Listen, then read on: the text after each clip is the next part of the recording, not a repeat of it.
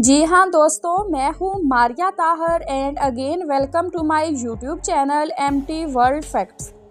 सल्तनत बरतानिया में शतरंज का चैंपियन बनने वाला अजीम खिलाड़ी और एक रईस का मुलाजम मीर सुल्तान खान कौन था?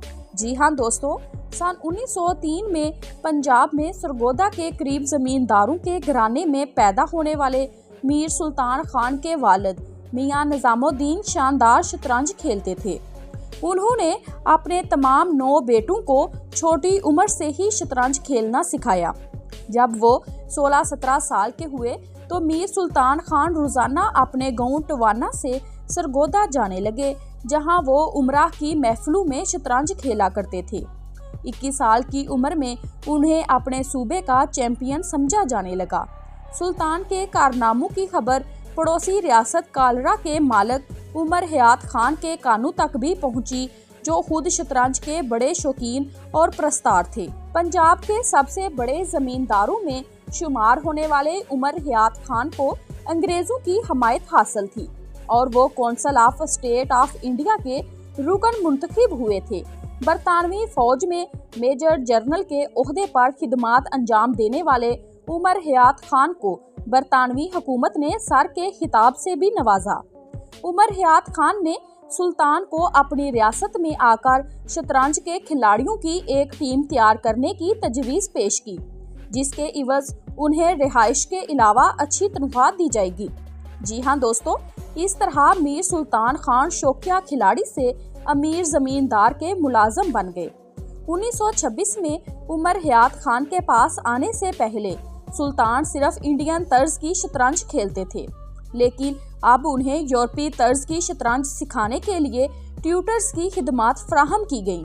2 साल बाद एक ऑल इंडिया शतरंज टूर्नामेंट मुनक्कद हुआ, जो मीर सुल्तान खान ने आसानी से जीत लिया। उन्होंने 9 गेम्स खेले और सिर्फ निसफ पॉइंट गंवाए। उमर हयात खान को दिल्ली में इक़्तिदार के हलकों में अच्छी रसाई हासिल थी। वो सुल्तान खान की सलाहियतों को उन बाअसर अंग्रेजों को बयान करना नहीं भूले, जिनसे वो वहां मिलते थे। सन 1929 में उन्हें एक सियासी मिशन के सिलसिले में इंग्लिस्तान भेजा गया। उनके कारिंदों के ग्रुप में मीर सुल्तान खान भी शामिल थे, जिसे वो अपने साथ इंग्लैंड ले गए थे। जी हाँ दोस्तों, मीर सुल्तान खान 26 अप्रैल सन 1929 को जुमे के रोज लंदन पहुंचे। बरतानवी सफारतकार सर जॉन साइमन, जो बाद में साइमन कमीशन के लिए बदनाम हुए, उमर हयात खान के करीबी दोस्त और खुद मीर सुल्तान खान के मदाख थे। अगले दिन यानी हफ्ते को जॉन साइमन ने लंदन के नेशनल लिबरल क्लब में मौजूद चंद अशराफिया के लोगों के सामने सुल्तान खान का तारफ कराया। इसके बाद उन्होंने जनूबी अफ्रीका से ताल्लुक रखने वाले ब्रोनो नामी चैंपियन खिलाड़ी के साथ कुछ बाजियां खेली और उम्दा खेल का मुजाहरा किया। अगले दिन यानी इतवार को एक मशहूर बैनुल अक़वामी खिलाड़ी उसी क्लब में कई खिलाड़ियों के साथ शतरंज खेल रहे थे। सुल्तान खान ने उनका नाम भी नहीं सुना था, लेकिन उन्हें भी उनके साथ खेलने का मौका मिला। चैंपियन के जारहाना खेल के सामने सुल्तान मजबूत दिफाई बाजी खेलते रहे। अपनी जीत के बारे में शुरू ही से पुरइत्माद चैंपियन खिलाड़ी आहिस्ता आहिस्ता शतरंज के शिकंजे में आते गए और बालाखिर वो बाजी हार गए। ये बैनुल अक़वामी खिलाड़ी क्यूबा के होसे राइवल कैपाब्लांका थे, जो सन 1929 से 1929 तक मुसलसल आलमी चैंपियन रहे। कैपाब्लांका के साथ खेले गए इस गैर रस्मी मैच में मीर सुल्तान खान ने अपने खेल का सबसे बड़ा राज खोल दिया। सूट के साथ पगड़ी पहने, जज्बात से आरी चेहरे के साथ जब वो काफी देर तक कोई चाल ना चलते तो कोई समझ नहीं पाता कि वो अंदर से कितना मजबूत हैं। उनकी इस मजबूती को ना उमर हयात समझ सके और ना ही उनका कोई हरीफ। उनका अंदाज इस कदर मुख्तलिफ था कि कोई भी इस पर पूरी तरह काबू नहीं पा सकता था। इसी साल के अवाखिर में ब्रिटिश चैंपियनशिप लंदन के शहर रामसगेट में मुनक्कद हुई, जिसे आलमी चैंपियनशिप के बराबर समझा जाता था।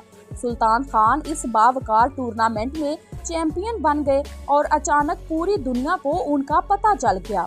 इसके बाद उन्हें यूरोप के तमाम शहरों से खेलने के दावतनामे मिलने लगे। इंग्लैंड की सर्दी उन्हें रास नहीं आ रही थी। जिसकी वजह से वो नवंबर के महीने में वतन वापस आए। लेकिन शतरंज की दुनिया ने अगले ही साल मई के महीने में उन्हें वापस इंग्लैंड बुला लिया।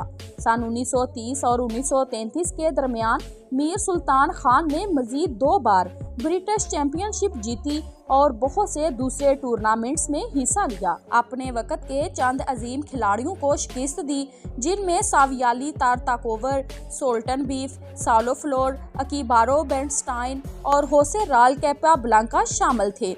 चेकोस्लोवाकिया के दारुल हुकूमत प्राग में मुनक्किदा बैनुल-अक़वामी टीम टूर्नामेंट में उस वक्त के आलमी चैंपियन अलेक्जेंड्रा लिकाइन के साथ उनका मैच बराबरी पर खत्म हुआ। ये वक्त सुल्तान खान के कैरियर का अरूज था, जब उनका शुमार मुसलसल दुनिया के 10 बड़े खिलाड़ियों में किया जा रहा था। उमर हयात खान जिस काम के लिए इंग्लिस्तान में मुकीम थे, वो 1933 में तय पा गए थे, जिसके बाद वो सुल्तान खान और अपने बाकी मुलाजमों के साथ हिंदुस्तान वापस आ गए।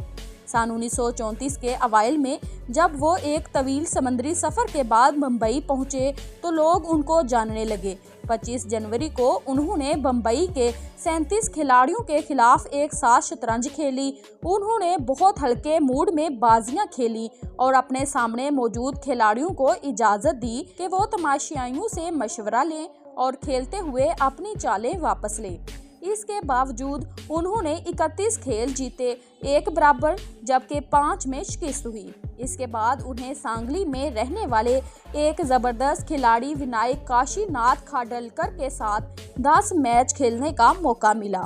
मीर सुल्तान खान ने 9 जीते, जबकि 1 ड्रा रहा। वतन वापस आने के बाद भी उन्हें चंद सालों तक यूरोप के बड़े टूर्नामेंट्स में खेलने की दावत दी गई, लेकिन उनके पास सफरी अखराजात और मैच फीस के लिए पैसे नहीं थे। उमर हयात खान ने भी माली अमदाद देना बंद कर दी थी। इस तरह एक चैंपियन खिलाड़ी की बैनुल-अक़वामी खेलों की जिंदगी का खात्मा हो गया। उन्होंने सारी जिंदगी सरगोदा में अपनी आबाई ज़मीन पर काश्तकारी में गुजारी। मीर सुल्तान खान ने एक गुज्जर औरत से शादी की और उनके 11 बच्चे पैदा हुए, जिनमें 5 बेटे और 6 बेटियां थीं। उनकी वफात सन 1966 में अपने गांव सरगोदा में एक बड़े खानदान के साथ रहने के बाद हुई। उन्हें उनके आबाई कब्रिस्तान में सुपुर्दे खाक कर दिया गया। एक बात यकीन से कही जा सकती है कि वो अपने अंदर एक फितरी सलाहियत लेकर पैदा हुए थे। तस्वीर में सुल्तान को औसत से कम कद के आदमी के तौर पर देखा जा रहा है, जिसमें जबड़े की हड्डियां फैली हुई हैं और स्याह रंगत है। उनकी आंखों में ठंडक है। उन्हें अक्सर सूट टाई पर पगड़ी बांधते देखा जा सकता है। ये दुरुस्त है कि आज भी हमारे अपने मुल्क में मीर सुल्तान खान को जानने वालों की तादाद बहुत कम है, लेकिन उन्होंने शतरंज के आसमान पर चमकते सितारे की तरह राज किया। मीर सुल्तान खान को शतरंज के बारे में एक कहावत बहुत पसंद थी कि शतरंज एक ऐसा समंदर है जिसमें मक्खी भी पानी पी सकती है और हाथी भी नहा सकता है। Thanks for watching my video.